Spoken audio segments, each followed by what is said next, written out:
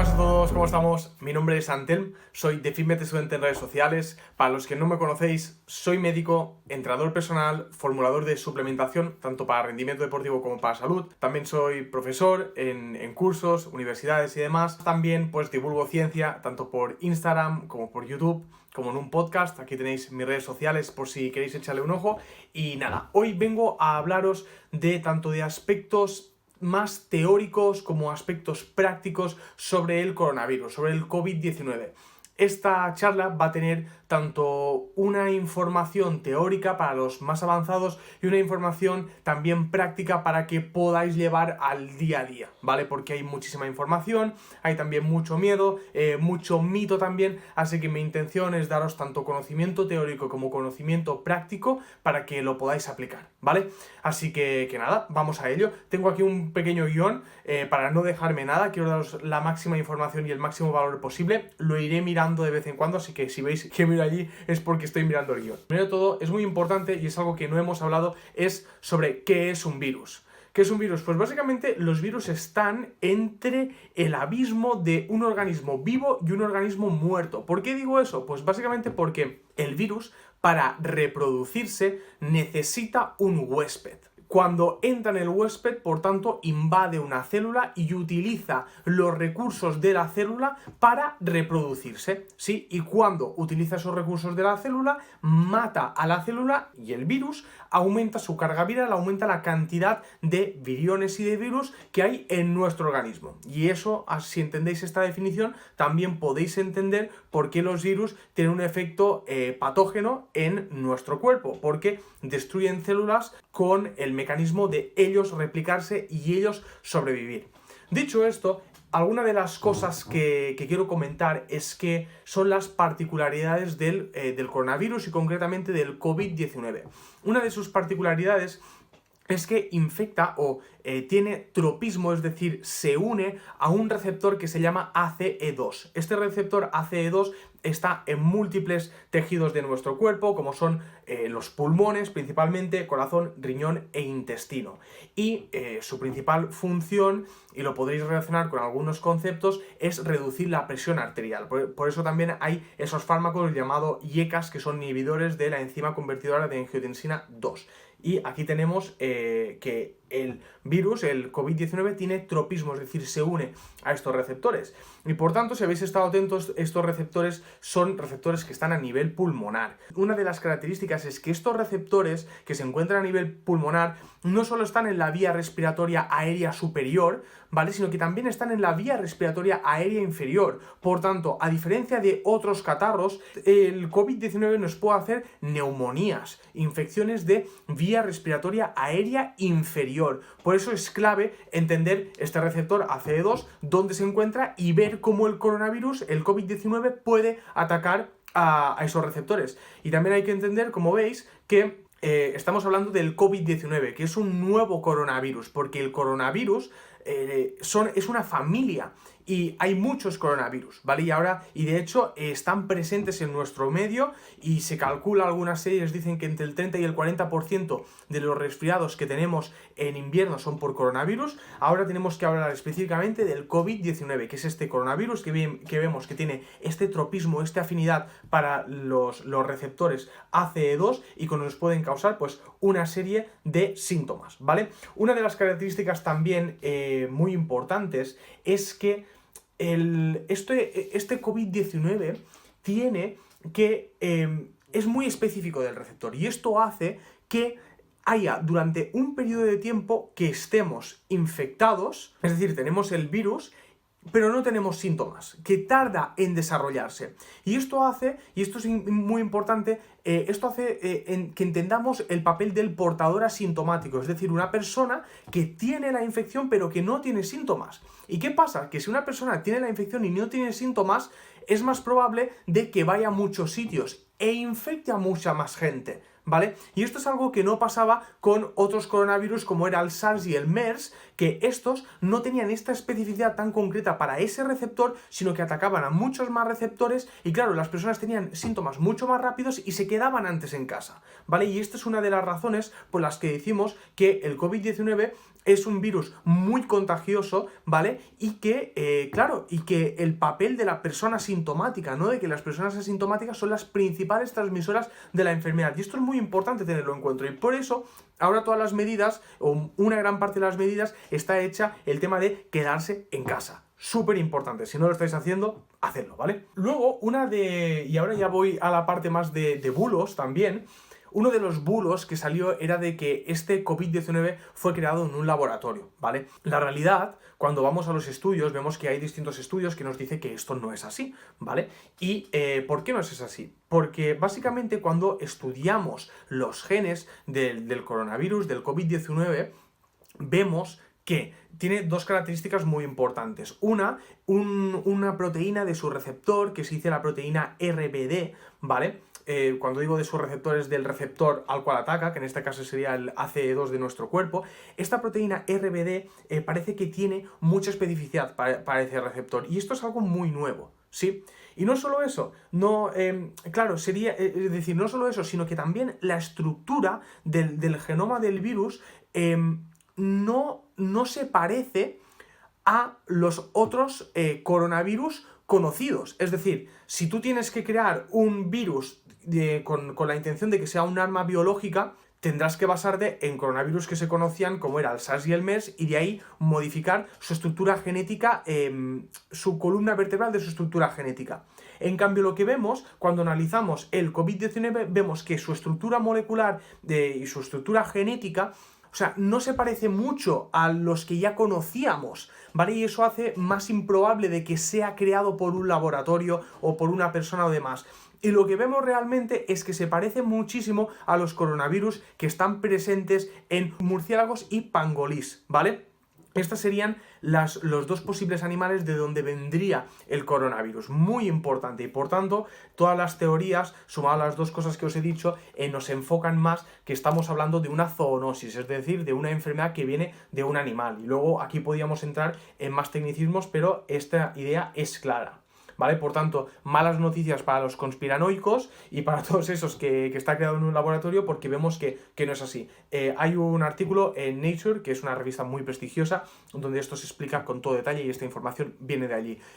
Para los que no me conocéis, toda la información que yo siempre divulgo está basada en ciencia y no me saco nada debajo de la manga, así que bueno. Luego, una de las cosas muy importantes y que más me preguntan es cómo se contagia, ¿no? Y a partir de aquí vamos a entender un par de cosas. Se contagia básicamente por vía respiratoria, aunque también está presente en otros fluidos, pero básicamente por vía respiratoria y con gotículas de tamaño medio.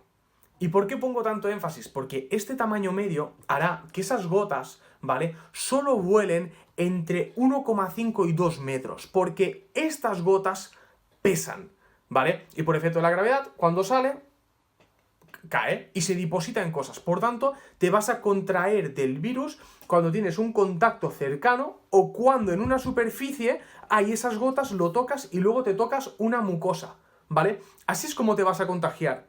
Este es el mecanismo de contagio. Fijaros muy bien. Y cuando he dicho esto, ya podéis entender que dos medidas serán muy efectivas. Si alguno de vosotros seguís el boxeo, sabéis que los buenos boxeadores son aquellos que mantienen la distancia y que el oponente no les puede atacar, no les llega a atacar, porque el oponente lanza puñetazos y el boxeador está más lejos, no está en la zona del puñetazo. Y esto sería lo mismo, si mantenemos la distancia de seguridad entre las personas, aunque tosan, esto no nos va a llegar, porque si mantenemos la distancia de seguridad, el virus no nos va a llegar. Y eso es muy importante y por eso se pone tanto énfasis en mantener la distancia de seguridad entre personas. Porque el virus no te va a llegar. Si tú mantienes la distancia, el virus no te llega, ¿vale? Esto uno. Y dos, el lavado de manos. ¿Por qué? Porque lo que sí puede pasar es que alguien tose, se queda en la mesa, tú tocas la mesa, luego te tocas la cara y te infectas. Por tanto, ¿qué es muy importante? Lavarse las manos. lavarse las manos, y en las zonas donde tú habitas normalmente, como puede ser esta área de trabajo mío, pues tenerla limpia y saber que soy la única persona que estoy aquí, y limpiarlo si hay otras personas que vienen. Pues esto es muy importante para entender pues las medidas de prevención. Muy importante el lavado de manos. Y a partir de aquí podemos entender dos cosas. La primera, ¿es necesario usar mascarilla? Este es un tema de debate, y que la realidad es que yo entiendo las dos posturas, ¿vale? Pero fijaros con lo que he dicho. Mira, yo no estoy diciendo que las mascarillas no sean efectivas. Yo estoy diciendo que podemos suplir la función de las mascarillas con dos cosas. Una, con la distancia de seguridad, y dos, lavarnos las manos. Muy importante. ¿Las mascarillas son efectivas? Hombre, pues claro que lo son, pero también estamos en una situación donde hay pocas mascarillas, ¿vale? Y también hay que tener una consideración muy importante, y es que las personas, la mayoría de personas, si no eres personal sanitario, como puede ser yo y tal, y no estás familiarizado con la mascarilla, hay muchas personas que están todo el rato tocándose la mascarilla, rascándose, subiendo y bajando la mascarilla. Yo esto lo veo cuando voy al supermercado o cuando ves gente en la calle. Están todo el rato haciendo, claro, y esto aumenta que te estés tocando y que aumentas la probabilidad de que de transmitirte algo que has tocado a una mucosa y que te infectes. Por tanto, no es solo usar mascarilla o no, es usarla bien. ¿Qué nos dice la Organización Mundial de la Salud? Esto no me lo invento yo, que las mascarillas están para las personas con un alto riesgo de contagiarse, como es personal sanitario o personas que están trabajando en un supermercado y demás, que tienen mucho contacto ahí, o personas que son sintomáticas. Y la persona que está sintomática y que está con la enfermedad, uno, no debería salir de casa, ¿vale? Esta es la realidad. Y dos, si por lo que fuera tuviera que salir, o eres una persona que tienes que salir porque tienes que irte a comprar y demás, esto lo haces para que no caigan las gotículas en el suelo y no puedas infectar a las demás personas. Así que estos son los contextos donde la Organización Mundial de la Salud recomienda el uso de la mascarilla. Yo, que estoy sano, estoy asintomático y demás, yo salgo sin mascarilla a la calle, ¿vale? Y lo digo porque ahora estamos en una situación donde faltan mascarillas, y hay que pensar que los que más lo necesitan es el personal sanitario y la gente con síntomas. Así que muy importante, ¿vale? Muy, muy, muy importante. Luego, dicho todo esto, también aquí me permite pararme a hablar de los guantes. ¿Es necesario guantes? Hombre, yo te voy a decir que es mucho mejor un lavado de manos, porque unos guantes de látex, ¿vale? Tú te pones el guante y te da una sensación de falsa seguridad, porque tú tocas el guante y luego con el guante sucio también te puedes seguir tocando. ¿Qué está claro? Que el virus no penetra la piel. Si yo toco una superficie con la mano y no tengo ninguna herida, el virus no va a penetrar a través de lo que yo haya tocado. Por tanto, ¿es necesario llevar guantes? No.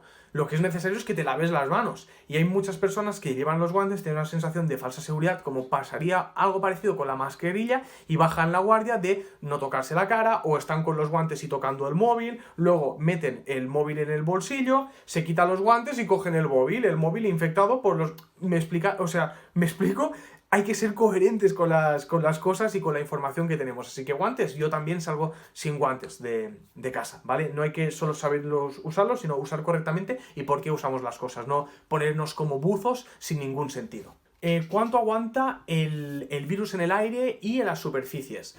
El virus se ha visto que, como os decía, estas gotículas de tamaño medio no aguantan mucho, es decir, se precipitan, caen, no aguantan mucho tiempo ni llegan muy lejos. El único estudio donde se ha visto donde estas gotículas pueden aguantar tiempo es un estudio hecho en hospitales, donde se hacen procesos de nebulización y donde se hacen procesos de aerosoles, porque estas gotículas de tamaño medio pasan a tamaño pequeño y aquí sí que pueden aguantar en el aire durante aproximadamente unas 3 horas, ¿vale? Pero si no estás en un hospital, el coronavirus no está en el aire. Súper importante, no está en el aire, ¿vale? En las superficies, ¿cuánto aguanto? Pues aquí voy a la chuleta, ¿vale? Y vemos que en aerosoles, como he comentado, podría resistir unas 3 horas. En cobre, unas 4. En una cartulina, hasta un día. En una superficie de plástico, entre 6 y 72 horas. En acero inoxidable, entre 13 horas a 72 horas. Esta es la información que tenemos. Pero también quiero destacar que sabemos que puede aguantar el virus en una superficie, pero este virus, a medida que va pasando el tiempo en la superficie, también se va deteriorando y su carga viral va disminuyendo. Por tanto, quizás lo puedes tocar y no tener la carga viral suficiente como para contagiarte de una forma significativa este virus. Así que hay que mantenerlo todo en contexto, pero esto no significa que no debas extremar las medidas de lavado de manos. El lavado de manos es fundamental, ¿vale? Y luego, hablando de superficies y demás, una de las preguntas que recibo es sobre, oye, Antel, los zapatos, ¿qué hago con los zapatos? ¿Qué hago con la ropa? Bien, esto es algo que deberíamos hacer desde siempre, no solo por el coronavirus, y es en casa no deberíamos entrar con los zapatos, o sea, deberíamos dejar los zapatos en la entrada y ya está. Pero esto es algo de higiene y de salud general, no es solo por el tema del coronavirus, ¿vale? Así que muy importante esto, decir que la probabilidad es baja de que te infectes porque hay alguien que haya escupido en el suelo, tú te toques el zapato y luego tú te infectes porque te has tocado una mucosa. La probabilidad es baja, pero mi consejo es, ya de salud general, es dejar los zapatos en la entrada de casa y ya está, ¿vale? Luego también una de las preguntas que me hacéis frecuentemente es también el tema de la ropa, ¿no? Y esto también es algo de salud general. La ropa con la que estamos en la calle quizás no sería la ropa con la que debemos de estar en casa. Así que mi consejo ahora, si vais a hacer la compra y demás, pues sería que después de haber ido a hacer la compra, lavar la ropa con agua caliente y con abundante jabón, evitando cargas altas en la lavadora, ¿vale? Así que importante. Luego, una de las preguntas también, como he comentado, es que sí se puede contagiar estando asintomático. De hecho, hay algunos estudios que nos dicen que el factor clave son los jóvenes y que los jóvenes son los que principalmente contagian la enfermedad porque están asintomáticos, se mueven más y lo transmiten a todas las personas. Por eso es tan importante quedarse en casa, tengas o no tengas síntomas, ¿vale? Y luego, alguna de las cosas más que os quiero comentar y que quiero compartir con vosotros es una de las preguntas de si es muy contagioso el coronavirus, ¿no? Vemos que realmente, hombre, este término es difícil porque siempre tenemos que decir respecto a qué, ¿no? Y vemos que cuando lo comparamos con otros virus, como pueden ser el SARS, el MERS, la gripe y demás, pues vemos que sí, que es bastante contagioso, pero es menos contagioso, por ejemplo, que la varicela, por ejemplo, ¿sí? O que, por ejemplo, o que el sarampión también. Por tanto, vemos que es menos contagioso que este. También el valor para medir el contagio es la R0, el número reproductivo básico, que básicamente es la cantidad de personas que tú puedes infectar, es decir, yo estoy infectado, ¿cuántas personas puedo infectar? ¿Vale? Y esta R0 es un número cambiante, y de hecho, que cambie depende de factores como el sexo, estacionalidad, edad, existencia de portadores asintomáticos de la enfermedad o no, y mucho más, ¿vale? Así que, el R0 del coronavirus, del COVID-19, para que os hagáis una idea, es entre 1,4 y 5,5, ¿vale? Estando una persona infectada, puede llegar a infectar 5,5 personas. Y bueno, luego hemos hablado de cómo nos atacaba a través de los receptores ACE2 que encontramos en múltiples tejidos, importante en vía respiratoria aérea superior e inferior, y luego la tasa de letalidad, ¿vale? La tasa de letalidad, para interpretarlo bien, hay que interpretarlo por edad. Y vemos que afecta especialmente a gente mayor, es decir, la tasa de letalidad aumenta ya de una forma que supera el 0, porque os digo, hasta los 65 años, hasta los 60 años, la tasa de letalidad en esas edades es de 0, algo, ¿vale? A partir de los 60 años ya estamos hablando de 2,1, entre 60 y 69 2,1, entre 70 y 79 5,8, entre 80 y 89 14,3 y en más de 90 años un 18,2. Estos datos los estoy dando con la información que tenemos del día 27 de marzo proporcionada por el Ministerio de Sanidad español, ¿vale? Que luego seguro que se actualiza y los datos son distintos, pero lo que vemos, conclusiones, a las personas jóvenes afecta poco, pero las personas jóvenes son los principales transmisores de la enfermedad, son el principal vector del virus, son el principal virus, ¿vale? Y también hay casos en personas jóvenes, obviamente este 0, algo, este coma algo es una persona joven, obviamente, por tanto no hay que despreciarlo porque cada vida cuenta. Algunas preguntas también, los principales factores de riesgo, ¿vale? Estamos hablando de que el principal factor de riesgo, como he comentado anteriormente, es la edad. es la edad. Las personas de más de 60 años parece que son las que tienen más riesgo. Luego enfermedades cardiovasculares y especialmente la hipertensión arterial, diabetes, enfermedades pulmonares crónicas, cáncer, inmunodepresión y también embarazo. Son los principales factores de riesgo. Y también, aunque no sale en los estudios, se está hipotetizando mucho la obesidad, que la inflamación crónica de bajo grado proporcionada por la obesidad puede hacer una inmunosupresión y ahí estar susceptibles a infección. Así que muy importante la obesidad. Luego también una de las preguntas que recibo es que por qué afecta más a hombres que a mujeres. Esto no está del todo claro, pero se hipotetiza que puede ser por la actitud que tenemos enfrente cuando hay una pandemia y también por, básicamente, inmunidad relacionada con el sexo, ¿vale? Que represente que las mujeres tengan algún mecanismo a nivel inmunitario que permita una mayor defensa contra el COVID-19. Así que no está muy claro, pero sí que vemos que afecta más a hombres que a mujeres, ¿vale? Bueno, luego después alguna de las preguntas es ¿qué pasará después del pico, ¿no? Una vez hemos llegado al pico, ¿qué pasa? ¿Qué se irá, no se irá? ¿Qué pasará? Bueno, esta es una pregunta muy interesante y la realidad es que se desconoce si el COVID-19 tiene un patrón estacional. Lo que sí que hemos observado, el R0, el factor reproductor básico, disminuye cuando aumentamos 1 grado de temperatura y 1% la humedad, ¿vale? Por tanto, a más calor representa que esta R0, que como hemos dicho, podía estar influenciada por factores ambientales, vemos que disminuye. Por tanto, se podría hipotetizar que parece que en verano podríamos tener una tregua, ¿vale? Pero ya os digo que no está del todo claro. Y bueno, lo que se hipotetiza es que sí que se seguirá transmitiendo, pero con una menor intensidad. Luego un tema que está muy de moda es el tema de los test existentes, ¿vale?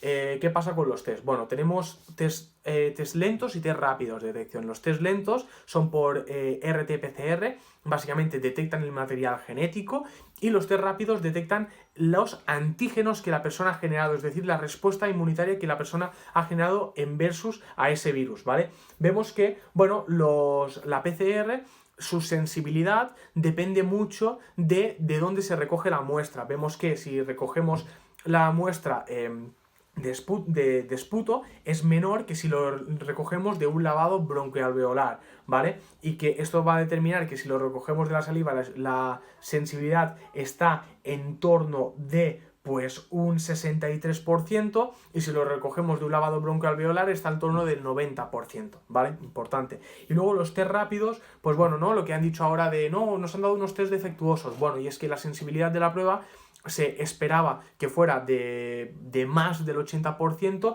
y luego se hipotetiza que podría ser menor al 60%. ¿Y qué pasa si tienes una sensibilidad baja? Pues que te estás dejando de ver muchos casos positivos. La sensibilidad básicamente es la capacidad de, siendo una persona, o sea, estando enfermo, la capacidad del test darte un positivo, ¿vale? Esto es la sensibilidad y por tanto, si la sensibilidad es baja, te estás dejando de ver muchos positivos y estás teniendo muchos falsos negativos. Importante. Por tanto, por eso es importante tanto la sensibilidad como la especificidad. Aquí no me he metido, pero en la sensibilidad que sea alta, ¿vale? Más de un 80% sería lo ideal. Luego, para terminar un poco esto, voy a hablar un poco de los tratamientos, ¿vale? Tratamientos, decir que, bueno, ahora hay muchos experimentos, obviamente, ¿no? Estamos ante un reto nuevo, ante un virus nuevo y, por tanto, están saliendo muchas hipótesis y se está trabajando con mucha intensidad para tener una respuesta. ¿Qué vemos? Que, por ejemplo, en el hospital lo que utilizamos o lo que se utiliza es ante clínica leve paracetamol, con clínica moderada hidroxicloroquina y caletra, con clínica grave hidroxicloroquina, caletra, interferón, tocilizumab y incluso corticoides, ¿vale? Esto todo. Así que bueno, estos son los tratamientos que a día de hoy en el hospital se están haciendo, decir que también se están probando muchísimas cosas, ¿vale? Y quiero destacar el estudio Solidaridad de la OMS, donde vemos que se están estudiando 4 fármacos, que es el Remdesivir, ¿vale? Tienen nombres muy difíciles, que estaba especialmente diseñado para el ébola, la cloroquina y hidroxicloroquina, como hemos dicho, presenta resultados prometedores, ¿vale? Es un antipalúdico y también se utilizan en lupus, presenta resultados prometedores en en el COVID-19, por tanto estamos esperanzados. El ritonavir y el lopinavir, que es un anti-VIH, un antirretroviral, que es el que he llamado anteriormente Kaletra. Y luego tenemos también el interferón beta, y también se está utilizando pues los sueros de personas que ya habían pasado la infección y se habían curado, ¿no? Y estos son pues los principales tratamientos que se están investigando ahora. Una de las preguntas que recibo también mucho es sobre la suplementación con vitamina C y NAC. Con la vitamina C, decir que la vitamina C hay mucha polémica. Podría tener un uso en pacientes con sepsis y síndrome del distrés respiratorio agudo, ¿vale? Fijaros, no os estoy hablando de una persona que está en la calle y lo usa como prevención, porque como prevención hemos visto que no funciona, ¿vale? Como prevención del COVID-19 no funciona. Se hipotetiza, y en algunos sitios se está usando, pero la evidencia no está muy clara, que en personas con sepsis podrían tener un déficit de vitamina C inducido por la sepsis. Además, la vitamina C a altas dosis y por vía central, ¿vale? Nada de oral, por vía central, podría tener un efecto antirretroviral y demás, y que en estas personas graves, en este contexto clínico, y pues la vitamina C podría tener un papel, pero la mayoría de estudios que se han hecho con vitamina C, además de usar vitamina C, utilizaban algunos corticoides, algunos utilizaban el tocilizumab, algunos utilizaban pues otros fármacos como la cloroquina y la hidroxicloroquina. Es decir, ¿es la vitamina C o son los otros fármacos? Nos faltan estudios mejor diseñados. ¿Podría tener un uso? Podría, pero fijaros, estoy hablando de un contexto clínico muy concreto. Para mí, la suplementación con vitamina C en una persona sana y asintomática, o incluso con leves síntomas, no le veo ningún sentido. Y con el NAC pasaría más o menos lo mismo, la verdad. El NAC, ya sabéis que, bueno, tiene un efecto mucolítico y el efecto precursor del glutatión. El glutatión es una sustancia antioxidante. Y claro, cuando hay una sepsis o un síndrome del distrés respiratorio agudo, este glutatión baja. Y ahí sí que podría tener sentido dar NAC. Pero como os he dicho, nos faltan muchos estudios y bien diseñados para ver si realmente ese NAC podría tener un efecto. Pero fijaros, estamos hablando de un contexto clínico en la clínica y de un contexto grave. No estamos hablando de una persona normal que está en su casa, ya sea con síntomas o sin síntomas, tomándose vitamina C o NAC. No tiene ningún sentido, ¿vale? Así que dejaros de gurús que venden motos y nos vamos a la ciencia real. Poco más. Ya me he extendido suficiente. Espero que os haya gustado mucho esta pequeña clase teórica y práctica sobre el COVID-19. Y nada, si estáis interesados, deciros que bueno, a mí me podéis encontrar en todas mis redes sociales, tanto en Instagram, en YouTube, como en iVoox, como en el podcast, en mi página web, defibmetestudent.com. Tenéis aquí pues toda la información. Luego, si queréis contactar conmigo de forma personal, porque tenéis una consulta médica, pues consultad conmigo también. También hago asesoramiento, como he dicho, soy entrenador personal, hago asesoramiento de nutrición y de deporte, tanto para atletas como para personas normales y demás. Así que bueno, este soy yo, me podéis encontrar, como digo, en mis redes sociales. Estaré bienvenido y siempre será un placer pues que me sigáis, que veáis qué hago y que contactéis conmigo. Obviamente vuestra confianza para mí es muy importante.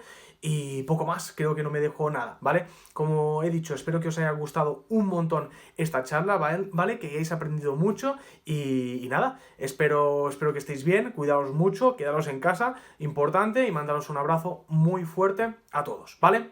Saludos. Dangerous path that I